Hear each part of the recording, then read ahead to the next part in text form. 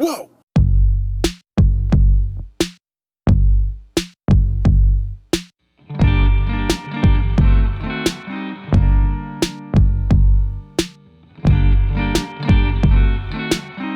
So it's lunchtime. That means it's draw time. But also, it's time to get this flavor out of my mouth. So, a quick story before I jump into this sketch. I just had English breakfast tea for the probably first time from, I won't say where, a coffee shop that everybody knows. And like somebody like brought it to me because they gave them like an extra coffee or something, like, hey, you want, or it's a tea, hey, you want this free drink that they gave me. And I was like, I'll give it a shot, I don't care, I'm crazy like that. I'll try tea that I've never tried before from a place. It's fine. I drank it, and the initial flavor is fine, right? It tastes, you know, a little subtle. It tastes dignified, you know, like the English teas probably should. And then this bitter stench just bear traps on your tongue, and you just have to jut out your tongue and hope that your tongue just jumps out of your mouth, and is like you are just divorced from that flavor for the rest of your life. It's awful. It was the worst. It was awful. It's like drinking. Have you ever gone to like a store and like you go outside and there's those like public ashtrays, but it's like recently rained, so there's just this cigarette soup. It tastes the way you probably think cigarette soup probably would taste. Whew. But then I took it to throw it away in the dumpster we have, and I realized there's something kind of like bouncing around in there, and it turns out it tastes like they brewed it overnight, right? Like they left the bag in there way too long. It's because they just leave the bag in there. I didn't know that. I've never had tea from this place. So like, the worst. But I forgot what I was gonna say. That's right. So today I'm gonna be drawing and talking about the relaunch series of Conan the Barbarian, not O'Brien. Well, one day I'll do a Conan O'Brien sketch. It'll be fun. But yeah, so let me get started on that, and I'm gonna eat some grass or something to get that taste out of my mouth. And all right, let's get to work. All right, I am very excited to talk to you about Conan. Marvel Comics did a relaunch last year, around this time. Probably, I think it was like summertime, late summertime. I guess they reacquired the rights to publish Conan books again, and I started collecting the issues. It is by Jason Aaron. He's the writer, and the artist is Mahmoud Asrar. I am very sure I mispronounced all of that name, but he's a good artist. I really like his work. He's a solid artist. His style is not quite like the classic Conan comics, like Neil Adams or John Buscema. So I'll give you like the basic rundown of the story. It's Conan and the time that he died. So it's 12 issues long. This story arc kind of covers Conan's entire life. It's called The Life and Death of Conan. And it starts with him when he's like 18, 16 or something like that. And he's kind of just fighting in these arenas for money and booze or something like that. And he comes across this witch who tries to kill him. The witch fails, and it turns out the witch had children, so they kind of follow Conan. They kind of stalk him throughout his life, and I guess like the more times Conan evades death, the more magic there is in his soul, so that they can sacrifice him to their god, something like that. But it's a really cool story. The idea of it is just, you see every time that Conan kind of crosses paths with these children, like every time he almost died, and these children like almost kind of finished the job, or you see every time he kind of crosses paths with these monsters that are also from, I think it's called like the Red God is the name of the main monster thing that he's supposed to fight at the end of the story. But it's really cool, really interesting, well written, well drawn. I think my favorite story out of the 12 issues was where Conan is stranded on a ship. And the reason I like it actually is because it reminded me of like almost like a Lovecraftian short story or something. And he goes to this island to get something like a trinket for a king. So he brings it back to him. Well, this little, I guess it's a little statue. It's described as like a little green statue. And as Conan is bringing it back, it ends up getting wet. So as the statue gets wet or something, it becomes alive and starts attacking the crew.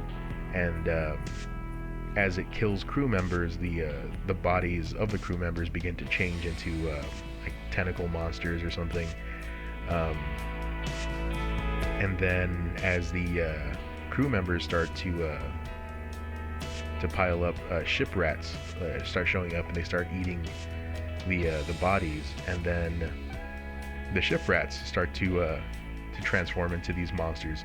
So Conan throws the bodies overboard, kills the ship rats, and the sharks start eating the dead bodies, and then the sharks start getting these tentacles. Basically, Sharktopus starts coming out of the water, which by the way, I didn't know was like a real like legend. Sharktopus, I think, is in like Mexico or something like that. They got kind of a short straw on that regional legend of Sharktopus. But I think it's called the Lusca monster or something like that. I don't know. Yeah, the head of a shark, the body of a squid or octopus or something. Anyway, but yeah, so Conan has to like kill all these things. Anyway, the moral of the story is don't do anything for anybody, because it ends up bad for you. But yeah, it's a really interesting story. At the end, spoiler by the way, Conan does die, but he ends up coming back to life because he fights his god in the afterlife and wins. And well, he kind of just twists his arm. It's like he calls his god a coward for not bringing him back to life. And so Crom brings Conan back to life. I always thought that was an interesting relationship that Conan had with his god.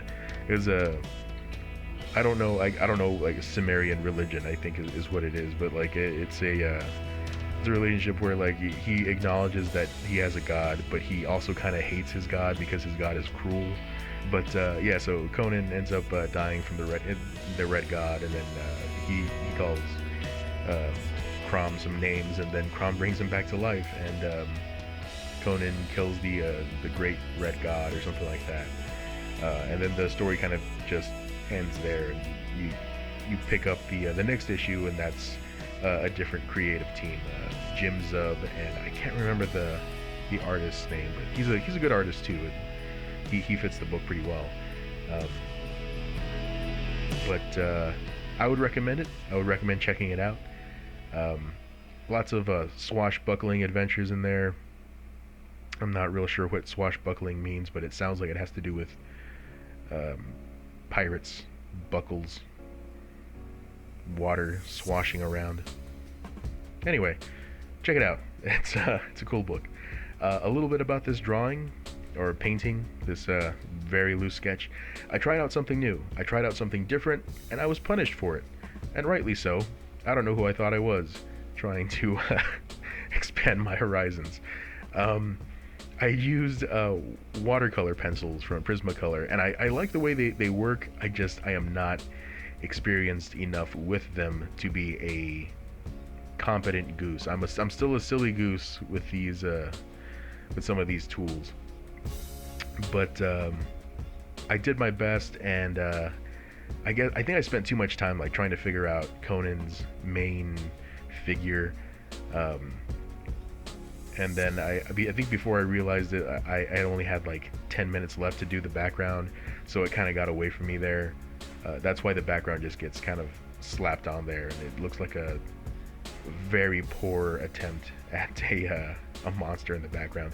I had intended on doing like very subtle atmospheric perspective and kind of subtle washes for stuff, and I just didn't get to do it. I lost track of time, I lost focus, and I mean the only mistake that I'll ever really regret is the one I don't learn from. And okay, well there's two mistakes. The one I don't learn from, and also one that everybody sees because I upload it to YouTube. So there's two mistakes. So next time I'll be more careful. I am gonna redo a Conan drawing. I have some sketch covers that I want to do, and I have a sketch cover of the Conan comic book. I'll do a more competent drawing there, more competent painting there. It's times like these that I think about this saying that I heard once, and it's guided me through some of the more disappointing aspects of my work. I think it applies to most things, most areas of life. And I find like the older I get, the truer it feels. From what I understand, it's an old Buddhist saying, and I'll go ahead and leave you guys with these words of wisdom. It sucks to suck, sucka. And you know what? I think they were right. I think Buddhists were right when they said it sucks. It does suck to suck, especially if you're a sucker. Something to think about. So remember to like, subscribe, share, leave a comment on the comment area. My question, I guess, for you guys this time is, what have you guys been doing during the lockdown or quarantine or whatever it is that your area might be in, whatever status your area was in? I found myself just reading. I still had to go to work, but I had like a little bit more time off here and there, so I find myself just kind of like reading, writing, drawing stuff, just more of the stuff that I like doing. I read most of Conan, most of those 12 issues on my day off, on my extra day off that I got for the lockdown, and that's about all I got. I kind of wish I had gotten the 2 weeks off. Really happy I still have a job. I'm torn. I don't know how to feel. Anyway, I'll see you guys in the next video. I hope you enjoyed. Good luck and Godspeed.